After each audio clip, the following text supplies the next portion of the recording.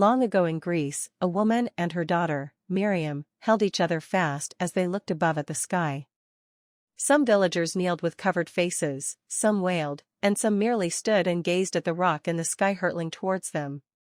The meteor grew greater and greater in size, and the archers drew their bows and aimed at the sky but did not reach their target.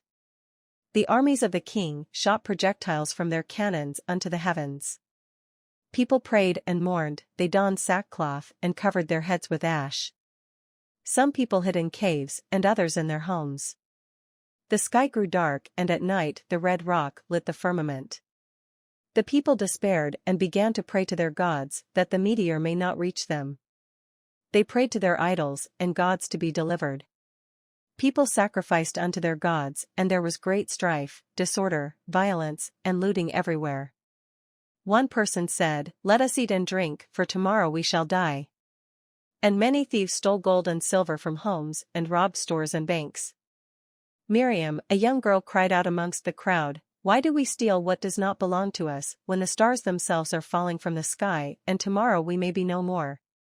And someone mocked her and said, "Whoever has the most gold coins when he dies, his is the glory of life, for life is just a game and we are all players in an unjust world." And people everywhere moaned and wailed as they anticipated the destruction of life. And people beheld the meteor whose greater portion flew past the earth, missing it by a sizable margin. The rest of the pieces had now broken up into smaller fragments as it entered the atmosphere, and the sky lit up with lights of many colors.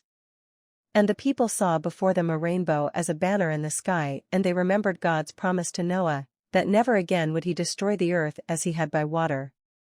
And the villagers rejoiced that day. People from all over the world were relieved to be spared their destruction. And the young girl who cried amongst the crowd remembered what her teacher had told her, "Learn how to live and be mindful of death." But she wondered, how can one truly live if he knows his days are numbered? And she prayed, saying, "Before the mountains were born or you brought forth the whole world, from everlasting to everlasting you are God. You turn people back to dust, saying, Return to dust, you mortals. 1,000 years in your sight are like a day that has just gone by, or like a watch in the night. Lord, remind me how brief my time on earth will be. Remind me that my days are numbered, how fleeting my life is. So teach us to number our days, that we may apply our hearts unto wisdom." And her mother embraced her daughter and told her, "Life is precious, short, and fragile. We do not know when we will be called unto the Lord. When someone passes, their whole world is gone. But if the whole world is gone, then who will live after us?"